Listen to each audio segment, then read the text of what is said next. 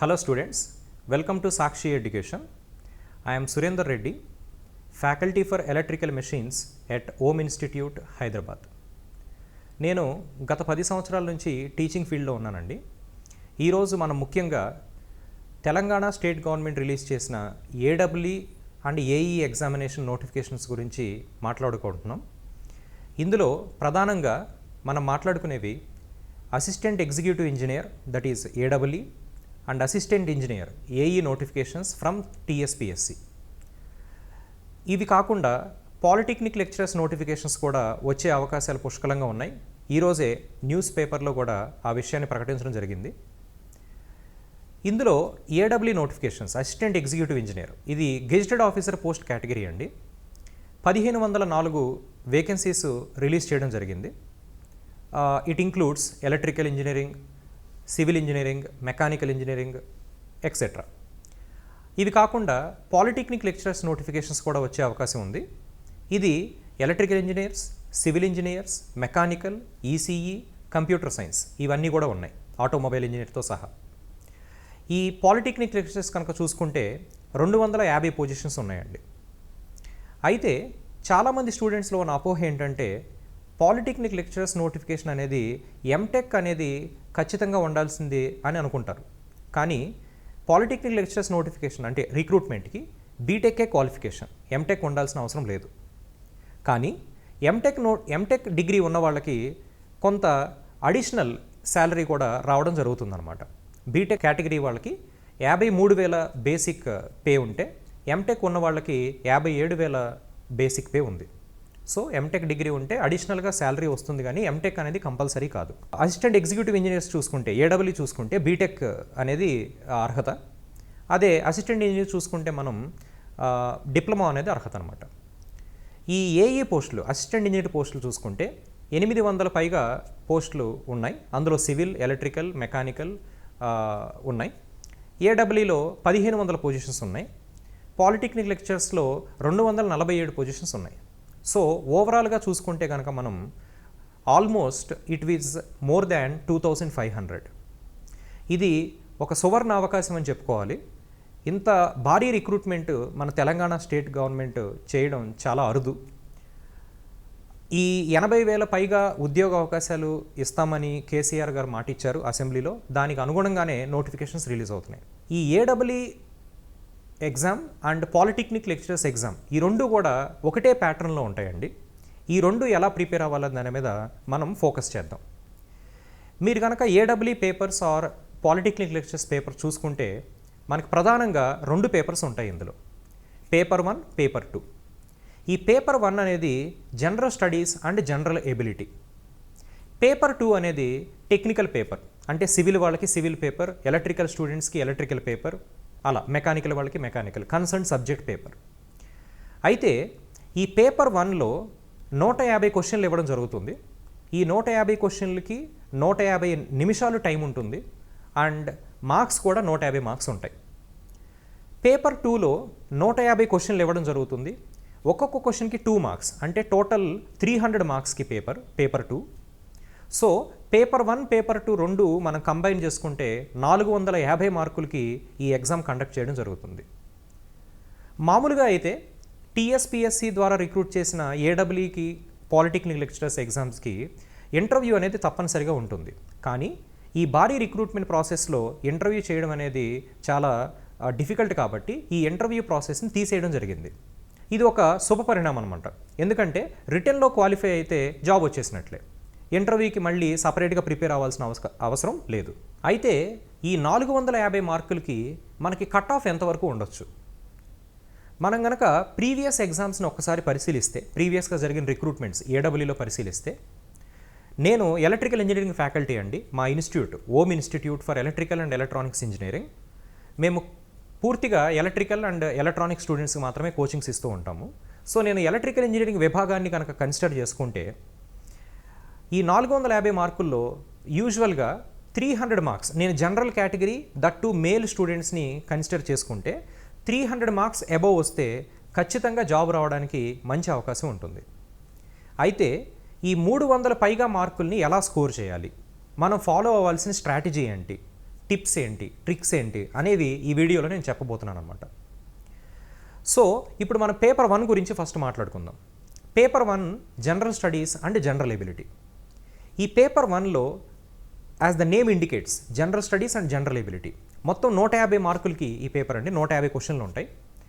ఇందులో ప్రధానమైన సబ్జెక్ట్ ఏంటంటే aptitude, reasoning and general English. ఈ జనరల్ ఇంగ్లీష్ కూడా 10th క్లాస్ లెవెల్ ఇంగ్లీష్ అండి, it's not beyond that. So ఈ యాప్టిట్యూడ్, రీజనింగ్, జనరల్ ఇంగ్లీష్ అనేది హైయెస్ట్ వెయిటేజ్. ఈ 150 మార్కుల్లో 30 మార్కులు ఈ పర్టికులర్ సబ్జెక్ట్ నుంచే వస్తాయి, aptitude, reasoning and general English. ఈ 30 మార్కులు అనేవి ఇంజనీర్స్కి స్కోర్ చేయడం చాలా ఈజీ. ఎందుకంటే ఏడబ్ల్యూ లెవెల్లో జనరల్ యాప్టిట్యూడ్ అనేది గేట్ ఎగ్జామ్, అదర్ ఏఈ ఎగ్జామ్స్తో కంపేర్ చేసుకుంటే చాలా ఈజీగా ఉంటుంది. మీకు క్యాలిక్యులేటర్ కూడా ఉండదు ఎగ్జామ్లో, నెగిటివ్ మార్కింగ్ కూడా ఉండదు. ఇది చాలా చాలా ఈజీగా ఉంటుంది. ఈ 30 మార్కుల్లో నుంచి మినిమం 23 నుంచి 25 మార్కులు మనం తెచ్చుకోగలిగితే చాలా మంచి స్కోర్ చేసినట్లు. ఎందుకంటే ఇది ఈజీ పార్ట్ అని చెప్తున్నాను నేను. ఓకే, మీరు just before exam self prepare అయిపోతే ఈ యాప్టిట్యూడ్, రీజనింగ్, ఇంగ్లీష్ అనే దాంట్లో మార్క్స్ తెచ్చుకోవడం పెద్ద డిఫికల్టీ ఏం కాదు. వర్కింగ్ పీపుల్ కూడా చాలా ఈజీగా ప్రిపేర్ అవ్వచ్చు ఈ ఎగ్జామ్కి. సో ఈ 30 మార్కుల్లో మనకి 20 నుంచి 25 మార్కులు తెచ్చుకునే అవకాశం పుష్కలంగా ఉంది. మిగతా 120 మార్కులు చూసుకుంటే మనం ఇందులో హైయెస్ట్ వెయిటేజ్ వచ్చేసి మనకి Telangana movement, Indian polity, Telangana history, Telangana geography, science and technology, current affairs, okay, అలా తెలంగాణ కల్చర్, తెలంగాణ ఆర్ట్స్, ఇలా అనేక విభాగాలు ఉన్నాయి. మామూలుగా మీరు గ్రూప్ ఎగ్జామ్స్తో కంపేర్ చేసుకుంటే, గ్రూప్ 1, గ్రూప్ 2 ఎగ్జామ్స్తో కంపేర్ చేసుకుంటే ఈ జనరల్ స్టడీస్లో వచ్చే క్వశ్చన్స్ చాలా ఈజీగా ఉంటాయండి. మనకి గ్రూప్ 1, గ్రూప్ 2 లెవెల్ అనేవి సివిల్స్ ఎగ్జామ్ రేంజ్లో ఉంటాయి. చాలా ఎనాలిసిస్ కావాలి జనరల్ స్టడీస్లో క్వశ్చన్స్ని ఆన్సర్ చేయడానికి. మీరు ప్రతి అంశం యొక్క హిస్టరీ మొత్తం తెలుసుకోవాలి, దాని బ్యాక్గ్రౌండ్ అంతా చదువుకుంటే కానీ మీరు ఎనలైజ్ చేసి క్వశ్చన్కి ఆన్సర్ చేయలేరు. కానీ ఏడబ్ల్యూలో వచ్చే జనరల్ స్టడీస్ క్వశ్చన్స్ ఎలా ఉంటాయంటే most of the questions are memory based questions. For example I will give you one question. ఎలా ఉంటాయంటే questions, who is the governor of Rajasthan state right now? Who is Attorney General of India? When Supreme Court is established in India? How many judges were there in Supreme Court? ఇలాగే ఉంటాయండి. ఈ questions అన్నీ కూడా మనం ఏమంటామంటే memory based questions. మీరు ఒక్కసారి కనుక ఓల్డ్ ఎగ్జామ్ క్వశ్చన్ పేపర్స్, ఎస్పెషల్గా AW papers, polytechnic lecturers papers కనుక పరిశీలిస్తే జనరల్ స్టడీస్ అనేది ఎంత ఈజీయో మీకు అర్థమవుతుంది. మనం ఆ పర్టికులర్ టాపిక్ యొక్క హిస్టరీ మొత్తం తెలుసుకోవాల్సిన అవసరం లేదు, దాన్ని అనలైజ్ చేయాల్సిన అవసరం లేదు. జస్ట్ బేసిక్స్ని, ఫండమెంటల్స్ని మీకు గుర్తుపెట్టుకోగలిగితే చాలు. సో ఇప్పుడు మనం జనరల్ స్టడీస్ పేపర్లో చూస్తే ప్రధానంగా ఉన్న అంశాలు ఏంటంటే Indian polity, current affairs, Telangana history, Telangana movement, Telangana state government schemes and policies, Telangana geography, science and technology, okay, ఈ current affairs. Next current affairs, aptitude, reasoning. ఇందులో నేను యాప్టిట్యూడ్, రీజనింగ్ గురించి ఆల్రెడీ మాట్లాడడం జరిగింది. 30 మార్కులకు వస్తుంది, అది చాలా ఈజీగా ఉంటుంది కూడా. మిగతా 120 మార్కులు చూసుకుంటే మనకి ఈ general sciences and general studies నుంచి రావడం జరుగుతుంది. ఇందులో ఇండియన్ పాలిటీ నుంచి ఎక్కువ క్వశ్చన్స్ మనకు వస్తాయి. అయితే క్వశ్చన్స్ అన్నీ కూడా మెమరీ బేస్డే ఉండడం వల్ల దీన్ని ప్రిపేర్ అవ్వడం అంత డిఫికల్ట్ ఏం కాదు. ఓకే, ఎలా ఉంటాయంటే క్వశ్చన్స్ జనరల్గా ఇండియన్ పాలిటీలో what is article number 21 is indicating which of the following. Okay, అలానే క్వశ్చన్స్ చాలా సింపుల్గా ఉంటాయి. Okay, who is chairperson of the NITI Aayog committee? Okay, how supreme court judges? Okay, about courts, about judges, about Indian political system and everything. Okay, Indian polity నుంచి రావడం జరుగుతుంది majority questions. అలానే current affairs. ఈ current అఫైర్స్లో మనకి 2 విభాగాలు ఉంటాయండి. ఒకటి నేషనల్ కరెంట్ అఫైర్స్, రెండవది మన తెలంగాణ స్టేట్ కరెంట్ అఫైర్స్. రెండింటి మీద కూడా మీరు ఫోకస్ చేయాలి. ఈ కరెంట్ అఫైర్స్ని ఎలా ప్రిపేర్ అవ్వాలి అని చాలామంది స్టూడెంట్స్ అడుగుతూ ఉంటారు. కరెంట్ అఫైర్స్ ఎప్పుడు కూడా మనం లాస్ట్ 1 ఇయర్ కరెంట్ అఫైర్స్ తీసుకోవాలి. లాస్ట్ 1 ఇయర్ కరెంట్ అఫైర్స్, అంతకు ముందువి అవసరం లేదండి. ఈ ఎగ్జామ్ నోటిఫికేషన్ నుంచి 1 ఇయర్ బిఫోర్ కరెంట్ అఫైర్స్ కనుక మీరు తీసుకుంటే ఆన్సర్ చేయడానికి చాలా ఈజీగా ఉంటుంది. మీరు ఏదైనా సరే న్యూస్ పేపర్స్, ఇప్పుడు మన సాక్షిలో ఎడ్యుకేషన్ వెబ్సైట్ కానీ ఎడ్యుకేషన్ కాలమ్ని కానీ మీరు రెగ్యులర్గా ఫాలో కావచ్చు. అలాగే మేము ఓమ్ ఇన్స్టిట్యూట్ ఆఫర్ చేసే జనరల్ స్టడీస్ మెటీరియల్ బుక్ కూడా మీరు పర్చేస్ చేసుకోవచ్చు. 6 months current affairs magazines, 1 year current affairs magazines అన్నీ చూసుకోవాలి. స్పోర్ట్స్లో ఏం జరుగుతుంది, సైన్స్ అండ్ టెక్నాలజీలో ఏం జరుగుతుంది, ఓకే, ఆ పాలసీస్లో ఏం జరుగుతుంది, ప్రతి కరెంట్ అఫైర్స్ టాపిక్ కూడా చాలా ఇంపార్టెంట్. ఇందులో నుంచి మినిమం 10 నుంచి 15 క్వశ్చన్లు వచ్చే అవకాశం ఉంది. పాలిటీ నుంచి మినిమం 10 క్వశ్చన్స్ వస్తాయండి. కరెంట్ అఫైర్స్ నుంచి 10 నుంచి 15 క్వశ్చన్లు వస్తాయి.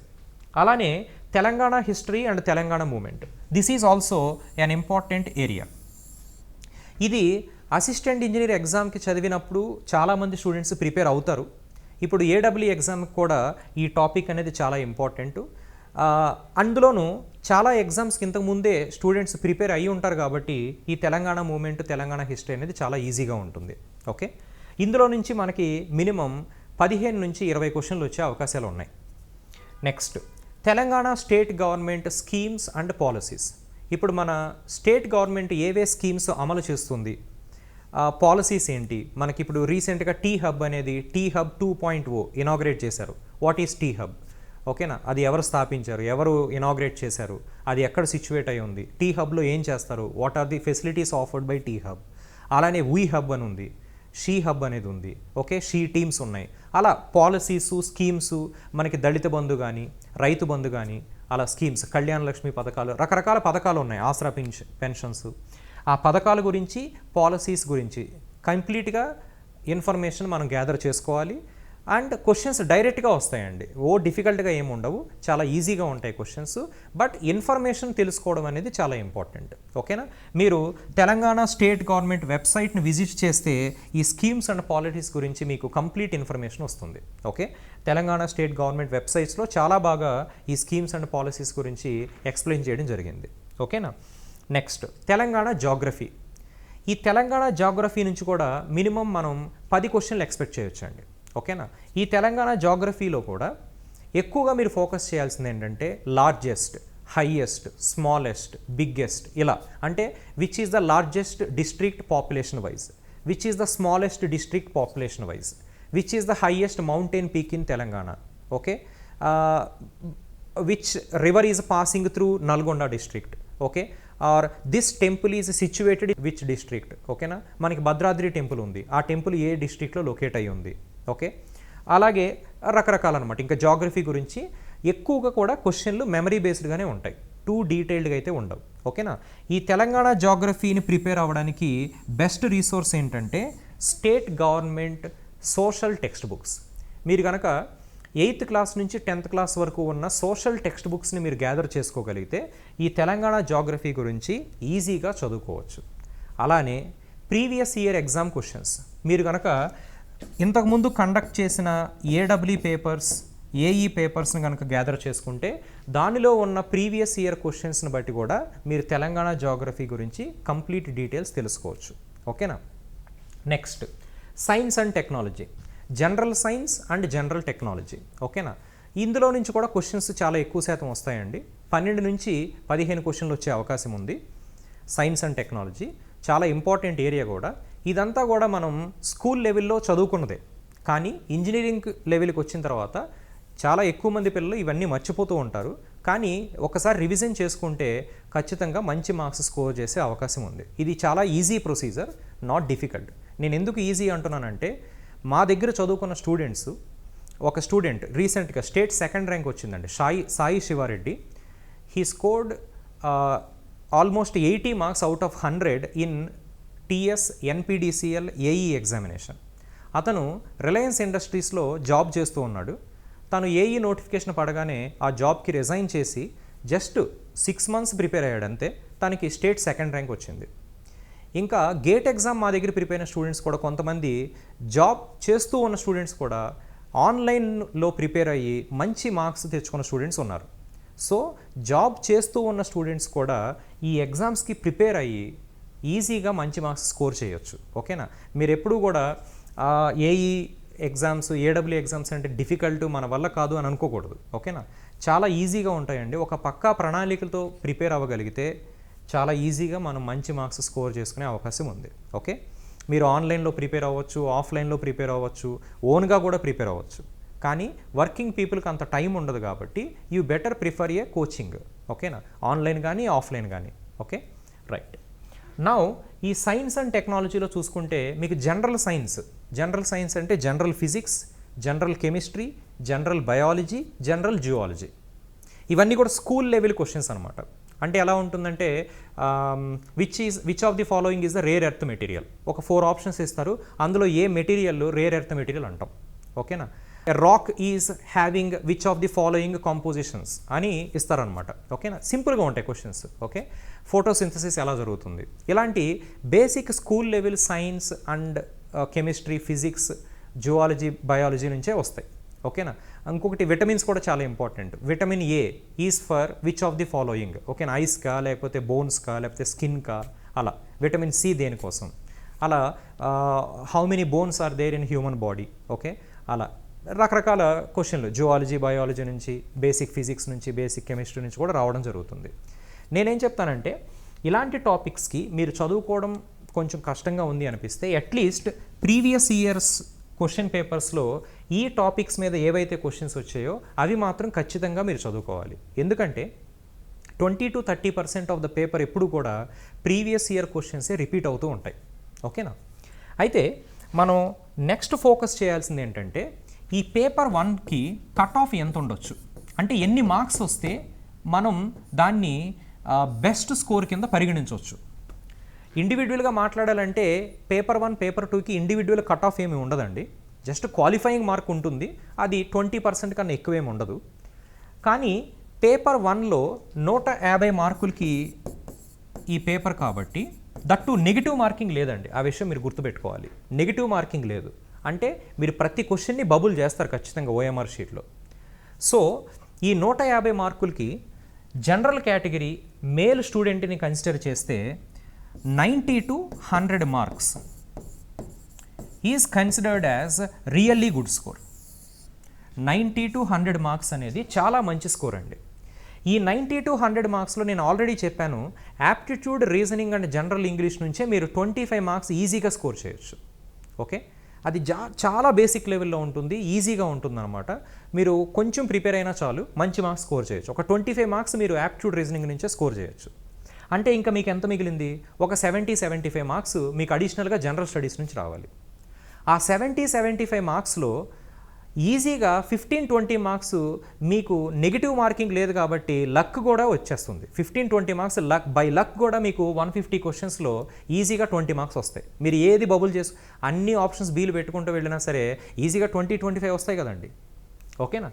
కానీ రిమైనింగ్ మార్క్స్ని స్కోర్ చేయడానికి మీరు పక్కా ప్రణాళికతో కనుక ప్రిపేర్ అయితే ఖచ్చితంగా వస్తాయి. ఓకేనా. రిమైనింగ్ 75 మార్క్స్, ఆ 75 మార్క్స్లో కరెంట్ అఫైర్స్ని బాగా ఫోకస్ చేయండి. ఎందుకంటే కరెంట్ అఫైర్స్ ప్రిపేర్ అవ్వడం అనేది చాలా ఈజీ. మీరు రెగ్యులర్గా న్యూస్ చూసేవాళ్ళు, రెగ్యులర్గా న్యూస్ పేపర్ ఫాలో అయ్యేవాళ్ళు, లేకపోతే ఆల్రెడీ వేరే ఎగ్జామ్స్కి ప్రిపేర్ అవుతున్న వాళ్ళు, మీకు కరెంట్ అఫైర్స్ మీద మంచి గ్రిప్ ఉంటుంది. దానిలో 10 క్వశ్చన్స్ వస్తే 7-8 క్వశ్చన్స్ ఈజీగా ఆన్సర్ చేయొచ్చు. ఓకేనా. అలాగానే తెలంగాణకి సంబంధించిన schemes, పాలసీసు, Telangana geography, Telangana related అన్ని అంశాలు కూడా పూర్తి పట్టు సాధించాలి. ఓకేనా. మీకు ఇప్పుడు ఆల్మోస్ట్ 100 days టైం ఉంది ఏడబ్ల్యూ ఎగ్జామ్స్కి. ఈ 100 daysలో డైలీ ఒక 2 hours కనుక స్పెండ్ చేయగలిగితే 2 to 2.5 hours, ఎందుకంటే మీరు టెక్నికల్గా కూడా ప్రిపేర్ అవ్వాలి జనరల్ స్టడీస్తో పాటు. సో అందుకనే డైలీ ఒక 2-2.5 hours కనుక మీరు స్పెండ్ చేయగలిగితే ఖచ్చితంగా ఈ 100 మార్క్స్ స్కోర్ చేయడానికి అవకాశం ఉంది. ఓకే. తెలంగాణకు రిలేటెడ్ సబ్జెక్ట్స్ అన్నీ కూడా మంచి పట్టు సాధించాలి. నేషనల్ లెవెల్ అంటే ఇండియన్ హిస్టరీ, మోడర్న్ హిస్టరీ మాత్రమే ఉంటుంది మన పేపర్లో.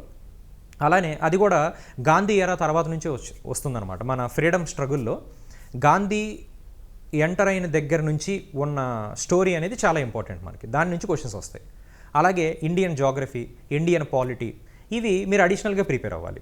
తెలంగాణకు సంబంధించినవి కంప్లీట్గా పట్టు సాధించండి. నేషనల్ లెవెల్లోవి మీరు జస్ట్ బేసిక్ రివిజన్ చేసినా సరే మీకు ఈ 100 మార్క్స్ తెచ్చుకోవడానికి మంచి అవకాశం ఉంది. పేపర్ 2 గురించి మాట్లాడుకుందాం. పేపర్ 2 టెక్నికల్ పేపర్, అంటే మీ ఇంజనీరింగ్ బ్యాక్గ్రౌండ్ మీద డిపెండ్ అయి ఉంటుంది. నేను ఎలక్ట్రికల్ ఇంజనీరింగ్ అనేదాన్ని ఎగ్జాంపుల్గా తీసుకుంటానండి. ఇదే స్ట్రాటజీ మీకు ఏ ఇంజనీరింగ్ బ్యాక్గ్రౌండ్ అయినా సరే వర్క్ అవుతుంది. ఓకే. పేపర్ 2 150 క్వశ్చన్స్ ఉంటాయి, 150 క్వశ్చన్స్, బట్ 300 మార్క్స్. అంటే ఒక్కొక్క క్వశ్చను 2 మార్క్స్ క్యారీ చేస్తుంది అనమాట. ఈ పేపర్లో కూడా నెగిటివ్ మార్కింగ్ లాంటివి ఏమీ లేవు. ఇది 300 marks, general studies paper 150 marks, అంటే ఇది హైయెస్ట్ వెయిటేజ్. అయితే ఒక జనరల్ కేటగిరీ మేల్ స్టూడెంట్కి ఎన్ని మార్క్స్ వస్తే పేపర్ 2లో మంచి మార్క్స్ వచ్చినట్లు, జాబ్ రావడానికి అవకాశం ఉన్నట్లు? సో మీరు కనుక ప్రీవియస్ ఎగ్జామ్స్ని ఒకసారి పరిశీలిస్తే, వాళ్ళ కట్ ఆఫ్స్ కనుక పరిశీలిస్తే, ఈ 300 మార్కుల్లో 200 మార్కులు మీ టార్గెట్ కావాలి. Your target should be 200 marks at least. ఓకేనా? ఇందులో 200 మార్క్స్, జనరల్ స్టడీస్ పేపర్లో 100 మార్క్స్ కనుక మీకు రాగలిగితే 300 marks sure shot you will get a job. అయితే ఈ 200 మార్క్స్ రావడానికి మనం ఎలాంటి స్ట్రాటజీ ఫాలో అవ్వాలి ఈ ఉన్న 90 to 100 డేస్ టైం కనుక చూసుకుంటే? మొదటగా మీరు చేయాల్సింది ఏంటంటే సిలబస్ని చాలా జాగ్రత్తగా ఫాలో అవ్వాలి. ఎందుకంటే గేట్ ఎగ్జామ్ సిలబస్ వేరు, ఏడబ్ల్యూ ఎగ్జామ్ సిలబస్ కొంచెం వేరుగా ఉంటుంది.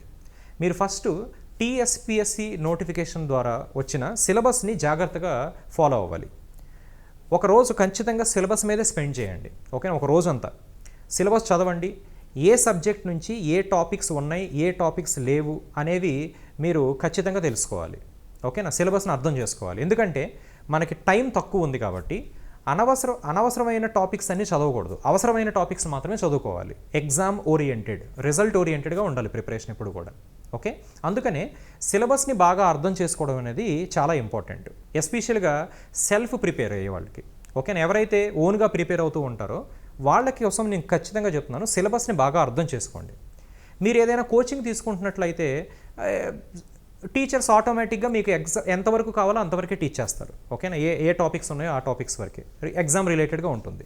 కానీ సెల్ఫ్గా ప్రిపేర్ అయ్యేవాళ్ళు సిలబస్ని అర్థం చేసుకోవడానికి ఎక్కువ సమయం వెచ్చించాలి. ఒకసారి సిలబస్ అర్థం చేసుకున్న తర్వాత ఓల్డ్ క్వశ్చన్ పేపర్స్ని ఒకసారి రివైజ్ చేయండి. మీరు లెటస్ సే ఒక సబ్జెక్ట్ ఎక్స్ అనే సబ్జెక్ట్ ఉంది. ఓకేనా? Any engineering background. ఈ ఎక్స్ అనే సబ్జెక్ట్లో సిలబస్లో లెట్స్ సే ఒక 10 టాపిక్స్ ఉన్నాయి టీఎస్పిఎస్సి నోటిఫికేషన్లో. ఈ 10 టాపిక్స్ ఏంటో చూశారు. ఇప్పుడు మీరేం చేస్తారంటే ఓల్డ్ క్వశ్చన్ పేపర్స్, అంటే ఇంతకుముందు జరిగిన ఎగ్జామ్ పేపర్స్ని ఒకసారి ఓపెన్ చేసి ఈ పర్టికులర్ సబ్జెక్ట్లో ఎన్ని క్వశ్చన్స్ వచ్చాయో ఒకసారి గ్యాదర్ చేసుకోండి. మీరు ఆ క్వశ్చన్స్ అన్ని గ్యాదర్ చేసుకుంటే ఏ టాపిక్స్ నుంచి ఎక్కువ క్వశ్చన్స్ వచ్చాయో మీకు ఈజీగా అర్థమవుతుంది. ఓకే? అంటే ఇప్పుడు ఒక 4 టాపిక్స్ ఉన్నాయనుకోండి, ఫస్ట్ 3 టాపిక్స్ నుంచి ఎక్కువ క్వశ్చన్స్ వస్తున్నాయి, లాస్ట్ టాపిక్స్ నుంచి చాలా రేర్గా క్వశ్చన్స్ వస్తున్నాయి అనుకోండి. అప్పుడు మీ ఫోకస్ ఖచ్చితంగా ఫస్ట్ 3 టాపిక్స్ మీద ఉండాలి. అవి ఖచ్చితంగా ప్రిపేర్ అవ్వాలి. ఈ లాస్ట్ టాపిక్ అనేది ఏంటంటే అట్లీస్ట్ బేసిక్స్ వరకు ప్రిపేర్ అవ్వాలి, ఇన్ డెప్త్ ప్రిపేర్ కాకపోయినా సరే. ఓకే? సో మనం సిలబస్ని అర్థం చేసుకున్న తర్వాత ఏ సబ్జెక్ట్ నుంచి ఎక్కువ క్వశ్చన్స్ వస్తున్నాయి, అలానే ఒక సబ్జెక్ట్లో మళ్ళీ నెంబర్ ఆఫ్ టాపిక్స్ ఉంటాయి, ఏ టాపిక్స్ నుంచి ఎక్కువ క్వశ్చన్స్ వస్తున్నాయో కూడా చాలా ఇంపార్టెంట్. దానికోసం కొంత సమయం మీరు వెచ్చించాలి. ఓకే? సిలబస్ని అర్థం చేసుకోండి. అలాగే ఓల్డ్ క్వశ్చన్ పేపర్స్ చూస్తేనే మీకు క్వశ్చన్స్ ఎలా ఉన్నాయి, క్వశ్చన్ స్టాండర్డ్ ఎలా ఉంది, ఎంత డెప్త్లో క్వశ్చన్ ఉంది అనే విషయం అర్థమవుతుంది అనమాట. ఓకే? సో వీటన్నిటి కోసం కొంత సమయం వెచ్చించండి మీరు. లెట్స్ సే సబ్జెక్ట్ ఎక్స్ అనేది ఒక బుక్ తీసుకోండి, ఓల్డ్ క్వశ్చన్స్ చూడండి, ఏ టాపిక్ నుంచి ఎక్కువ క్వశ్చన్స్ వస్తున్నాయో మార్క్ చేసుకోండి. So your preparation should start from the highest weightage. ఓకేనా? ఇప్పుడు మీరు ఎలక్ట్రికల్ ఇంజనీరింగ్ కనుక కన్సిడర్ చేస్తే ఎక్కువ శాతం questions electrical machines, power systems subject నుంచి వస్తాయి. అంటే మీనింగ్ ఏంటి? Electrical machine subject, power system subject మనం ఖచ్చితంగా ఇన్ డెప్త్ ప్రిపేర్ కావాలి. ఓకేనా? ఎప్పుడైతే ప్రతి టాపిక్ కూడా మనం ఇన్ డెప్త్గా ప్రిపేర్ అవుతామో ఈ 2 సబ్జెక్టుల నుంచి వచ్చే ప్రతి క్వశ్చన్ని కూడా మనం ఆన్సర్ చేయడానికి అవకాశం ఉంటుంది. ఈ 2 సబ్జెక్ట్సే మేజర్ వెయిటేజ్ కలిగి ఉంటాయి. ఆ తర్వాత గ్రూప్ టూ అంటే మోడరేట్ వెయిటేజ్, అంటే ఎక్కువ వెయిటేజ్ కాదు బట్ అలాంటి తక్కువ కాదు, మోడరేట్ వెయిటేజ్. ఆ కేటగిరీలోకి పవర్ ఎలక్ట్రానిక్స్ ఒకటి, మెజర్మెంట్స్ ఒకటి, utilization, electrical circuits, control systems వస్తాయి. సో వీటి మీద కూడా కొంత సమయం స్పెండ్ చేయాలి. ఇంకా ఏవైతే తక్కువ వెయిటేజ్ ఉంటాయో మీరు ఎనలాగ్ కానీ డిజిటల్ కానీ, ఓకేనా, కొన్ని సిగ్నల్స్ అండ్ సిస్టమ్స్ టాపిక్స్ కానీ, ఇవి చాలా తక్కువ వెయిటేజ్ ఉంటాయి అన్నమాట ఏడబ్ల్యూ పేపర్లో. ఎస్పెషల్గా నేను ఎలక్ట్రికల్ పాయింట్ ఆఫ్ వ్యూలో చెప్తున్నా. అవి చాలా తక్కువ వెయిటేజ్ ఉన్నాయి కాబట్టి వాటికి లాస్ట్ ప్రిఫరెన్స్ ఇవ్వాలి. అంటే సమయం, అంటే మీ టైం అవైలబిలిటీని బట్టి వాటి గురించి ఆలోచించాలన్నమాట. ఓకేనా? సో అర్థం చేసుకోండి సిలబస్ని. తర్వాత ఓల్డ్ క్వశ్చన్ పేపర్స్ని చూసి ఏ సబ్జెక్ట్లోంచి ఎక్కువ మార్క్స్ వస్తున్నాయో పక్కాగా ఒక టైం టేబుల్ లాగా వేసుకోండి, అంటే ఒక పేపర్లో రాసుకోండి. సో మీకు ఇప్పుడు 100 డేస్ టార్గెట్ ఉందండి. The time left with you is 100 days. ఈ 100 డేస్లో ఈ సబ్జెక్ట్స్ అన్నీ ప్రిపేర్ అవ్వాలంటే ఒక పక్కా ప్రణాళిక ఉండాలి. ఇప్పుడు మీరు ఒక 10 సబ్జెక్ట్స్ ఉన్నాయి టోటల్, లెట్స్ సే సివిల్ తీసుకోండి, ఓవరాల్గా 10 సబ్జెక్ట్స్ ఉన్నాయి అనుకోండి, లేకపోతే ఎలక్ట్రికల్ తీసుకోండి 11 సబ్జెక్ట్స్ ఉంటాయి. ఈ 11లో నేను చెప్పినట్లు machines power system highest weightage కాబట్టి 100 డేస్లో ఎన్ని డేస్ స్పెండ్ చేస్తే మంచిది వాటికి. ఓకే, అలానే నెక్స్ట్ మోడరేట్ లెవెల్ సబ్జెక్ట్స్కి ఎన్ని డేస్ స్పెండ్ చేస్తే మంచిది. అలా మీరు ఒక పక్కా ప్రణాళిక తయారు చేసుకోవాలి. నెక్స్ట్ ఇది అర్థమైన తర్వాత, ఏ సబ్జెక్టులు ఎన్ని మార్క్స్ వస్తున్నాయో అర్థమైన తర్వాత, నెక్స్ట్ ఇంపార్టెంట్ థింగ్ ఏంటంటే resources. Because it's a technical subject. దీనికి రీసోర్సెస్ని మీరు ఎంచుకోవాలన్నమాట. అంటే మీరు ఏదైనా కోచింగ్ తీసుకున్నట్లయితే, మీరు ఓమ్ ఇన్స్టిట్యూట్లో కోచింగ్ తీసుకునే పిల్లలు ఉంటారు, వాళ్ళకి రీసోర్సెస్ ఏంటి? Class room coaching. క్లాస్లో మేము టీచ్ చేసే సబ్జెక్టు, క్లాస్ నోట్స్, మేము ఇచ్చే మెటీరియల్, మేము ఇచ్చే హ్యాండ్ అవుట్స్, మేము పెట్టే టెస్ట్, ఇవే వాళ్ళకి రీసోర్సెస్ అనమాట. క్లాస్ని జాగ్రత్తగా వినాలి, అర్థం చేసుకోవాలి, మేము ఇచ్చిన క్వశ్చన్స్ని ప్రాక్టీస్ చేయాలి, సబ్జెక్ట్ అవగానే టెస్ట్ రాయాలి. అలా మీకు ఒక రీసోర్సెస్ ఒక పక్క ప్రణాళికతో ఉంటాయి. కానీ మీరు సెల్ఫ్ ప్రిపేర్ అవ్వాలనుకుంటే, అంటే మీరు జాబ్ హోల్డర్ అయి ఉండొచ్చు, లేకపోతే ఇంటి దగ్గర నుంచే ప్రిపేర్ అవుదాం అనుకుంటుండొచ్చు. ఓకే, ఇలాంటి స్టూడెంట్స్ ఏం చేయాలంటే మీరు రీసోర్సెస్ చాలా జాగ్రత్తగా ఎంచుకోవాలి. 100 డేస్లో అన్ని సబ్జెక్ట్స్ ప్రిపేర్ అవ్వాలి. మనం 100 డేస్కి ఒక సబ్జెక్ట్ కాదు, అన్ని సబ్జెక్ట్స్ 100 డేస్లో ప్రిపేర్ అవ్వాలి. అలాంటప్పుడు స్టాండర్డ్ టెక్స్ట్ బుక్స్ని కంప్లీట్గా A to Z చదవడానికి టైం ఉండకపోవచ్చు. మీరు ఎలక్ట్రికల్ మెషిన్స్ ఒక్కటే తీసుకుంటే బిమ్రా అని ఒక బుక్ ఉంటుంది, PS Bimbhra, electrical machinery by PS Bimbhra. ఆ ఒక్క బుక్ మీరు A to Z మొత్తం చదవాలి అనుకుంటే it takes 2 months time at least. Okay, అందుకనే మన స్టాండర్డ్ టెక్స్ట్ బుక్ని ఈ సమయంలో చదవడం అనేది అంత సజెస్టబుల్ కాదనమాట. ఎందుకంటే టైం ఎక్కువ పడుతుంది. మీకు 1 year ఉంటే ప్రిపరేషన్ టైము, అప్పుడు ఖచ్చితంగా ఆ పని చేయొచ్చు. అది చాలా బెస్ట్ పని కూడా, స్టాండర్డ్ టెక్స్ట్ బుక్ చదవడం అనేది. కానీ మనకున్న లిమిటెడ్ టైంలో రీసోర్సెస్ని ఎలా ప్లాన్ చేసుకోవాలి, దానికోసం నేను చెప్పేది ఏంటంటే best thing is you take class room notes of any reputed faculty. మీరు మీ సబ్జెక్ట్లో ఏదో ఒక ఫ్యాకల్టీ, మీ సిటీలో ఒక రెప్యూటెడ్ ఫ్యాకల్టీ ఉండుండొచ్చు, అంటే చాలా టైం నుంచి టీచ్ చేస్తున్న ఎక్స్పీరియన్స్డ్ ఫ్యాకల్టీస్ ఉంటారు. వాళ్ళ క్లాస్ నోట్స్ అనేవి చాలా జిరాక్స్ షాపుల్లో జరుగుతూ ఉంటాయండి. ఇప్పుడు మా ఇన్స్టిట్యూట్, ఓమ్ ఇన్స్టిట్యూట్లో ఎలక్ట్రికల్ మెషిన్స్ నేను చెప్పే నోట్స్ చాలా జిరాక్స్ షాపుల్లో దొరుకుతూ ఉంటుందన్నమాట. ఓకేనా, అంటే క్లాస్లో స్టూడెంట్స్ రాసుకున్న నోట్స్ చాలా, కొంతమంది నీట్గా రాస్తారు కదా, ఆ నోట్స్ చాలా బయట జిరాక్స్ షాపులో దొరుకుతూ ఉంటుంది. చాలామంది స్టూడెంట్స్, ఓన్గా ప్రిపేర్ అయ్యే స్టూడెంట్స్ ఆ జిరాక్స్ షాప్లో ఆ బుక్ కొనుక్కుని వెళ్తూ ఉంటారు అన్నమాట, క్లాస్ నోట్స్. ఈ క్లాస్ నోట్స్ మనం కనుక సేకరించగలిగితే మన ప్రిపరేషన్కి చాలా హెల్ప్ అవుతాయండి. ఎందుకంటే ఈ ఫ్యాకల్టీ ఎప్పుడు కూడా క్లాస్ రూమ్లో ఈ సబ్జెక్ట్ని చాలా సీక్వెన్షియల్ మేనర్లో చెప్పుకుంటూ వెళ్తారు. సీక్వెన్షియల్ మేనర్ అంటే ఏంటంటే, ఇప్పుడు మీరు జనరల్గా మనకి ప్రాపర్ ఐడియా లేకుండా ఒక సబ్జెక్ట్ని స్టార్ట్ చేసామనుకోండి, బేసిక్స్ అనేది చదవకుండా డైరెక్ట్గా సబ్జెక్ట్లోకి వెళ్తే ఒక్కొక్కసారి మనకి ఆ సబ్జెక్ట్ ప్రాపర్గా అర్థం కాదనమాట. ఓకే, ముందు మనం ఏ సబ్జెక్ట్కి అయినా సరే ప్రీ రిక్వెజిషన్స్ ఆర్ వెరీ ఇంపార్టెంట్. అంటే బేసిక్స్ని చాలా బాగా అర్థం చేసుకోవాలి. ఆ బేసిక్స్ని అర్థం చేసుకుంటేనే మనం సబ్జెక్ట్ చదివేటప్పుడు కొన్ని టెర్మినాలజీస్ కానీ, కొన్ని ఈక్వేషన్స్ కానీ, కొన్ని కాన్సెప్ట్స్ కానీ చాలా బాగా అర్థమవుతాయి. సో ఒక ఫ్యాకల్టీ టీచ్ చేసేటప్పుడు ఏం చేస్తాడు, ఆ బేసిక్స్ అనేవి ఫస్ట్ టీచ్ చేసి తర్వాత సబ్జెక్ట్లోకి వెళ్ళడం, ఆ సబ్జెక్ట్లో కూడా సీక్వెన్షియల్ మేనర్, అంటే ఏ టాపిక్ చెప్తే నెక్స్ట్ టాపిక్ దానికి ఇంటర్లింక్గా ఉంటుంది, అర్థమవుతుంది. ఓకేనా, అలా చెప్పుకుంటూ వెళ్ళడం వల్ల ఏమవుతుందంటే సబ్జెక్ట్ చాలా ఈజీ అయిపోతుంది. అంటే మీరు 10th టాపిక్ దగ్గరికి వెళ్ళారనుకోండి, 9th టాపిక్ మీకు అర్థమైతేనే ఆ 10th టాపిక్ అనేది దానిలో ఉన్న కాన్సెప్ట్ మీకు అర్థమవుతుంది అనమాట. సో అదొక ఫ్యాకల్టీ నోట్స్ చూసినప్పుడు ఆ నోట్స్ని రిఫరెన్స్గా తీసుకోగలిగితే ఖచ్చితంగా ఏ సీక్వెన్స్లో ఆ సబ్జెక్ట్ ప్రిపేర్ అవ్వాలి, ఏ కాన్సెప్ట్ తర్వాత ఏ కాన్సెప్ట్ ప్రిపేర్ అవ్వాలి అనేది మీకు ఈజీగా అర్థమవుతుంది. ఆ విధంగా మీకు క్లాస్ నోట్స్ చాలా హెల్ప్ అవుతాయి. మెటీరియల్ బుక్స్, ఓకే, ఏదైనా ఇన్స్టిట్యూట్ దగ్గర నుంచి, నేను ఓమ్ ఇన్స్టిట్యూటే అని చెప్పట్లేదు, ఏదైనా institute, what ever is your favourite, ఎక్కడైనా సరే ఒక ఇన్స్టిట్యూట్ నుంచి మెటీరియల్ బుక్స్ కూడా మీరు పర్చేస్ చేయొచ్చు.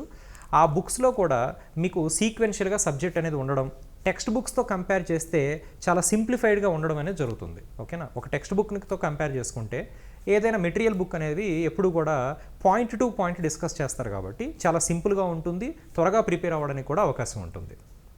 నెక్స్ట్, ఒక రీసోర్స్లో మనం థియరీ పార్ట్ ఎలా ప్రిపేర్ అవ్వాలనే దాని గురించి మాట్లాడుకుంటున్నాం ప్రస్తుతానికి. దానికి క్లాస్ నోట్స్ అనేది మెటీరియల్ బుక్ కానీ ఏదైనా ఒక రీసోర్స్ ఉండడం చాలా మంచిది.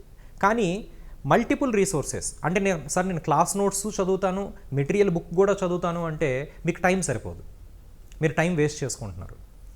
ఒక కాన్సెప్ట్ చదవడానికి ఒక రీసోర్స్ మీద డిపెండ్ అవ్వడం అనేది చాలా ఉత్తమం.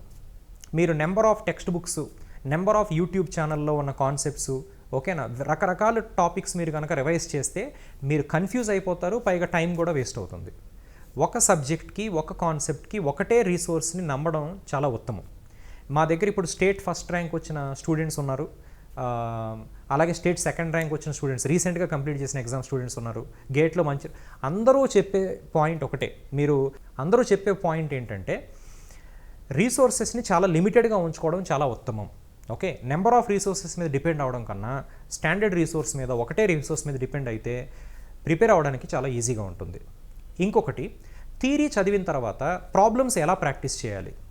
ప్రాబ్లమ్స్ ప్రాక్టీస్ చేయడం కోసం డిఫరెంట్ రీసోర్సెస్ ఉన్నాయండి. అగైన్ ఫస్ట్ రీసోర్స్ ఏంటంటే ప్రాబ్లమ్స్ ప్రాక్టీస్ చేయడానికి previous year questions. Previous year questions మీరు టీఎస్పీఎస్సీ వెబ్సైట్ నుంచే డౌన్లోడ్ చేసుకోవచ్చు. ఏడబ్ల్యూ పేపర్ క్వశ్చన్ పేపర్స్, ఓకేనా, దానికి సంబంధించిన కీ కూడా దొరుకుతుంది.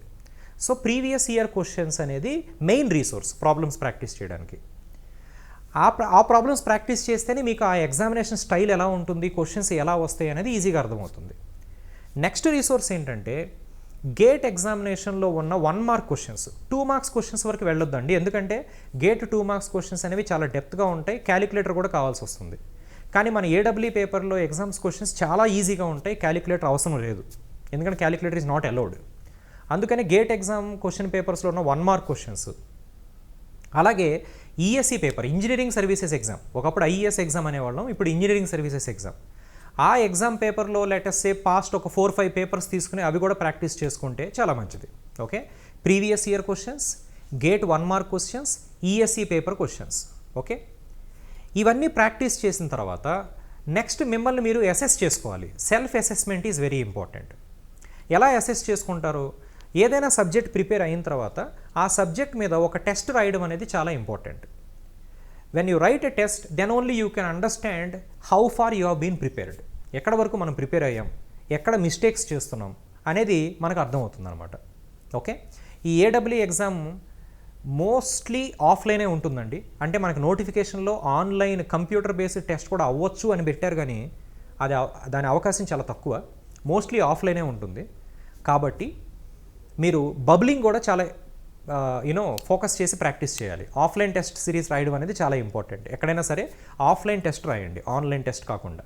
అంటే ప్రాక్టీస్ కోసం ఆన్లైన్ టెస్ట్ రాయొచ్చు, బట్ ఆఫ్లైన్ టెస్ట్ కూడా ప్రాక్టీస్ చేయడం చాలా ఇంపార్టెంట్.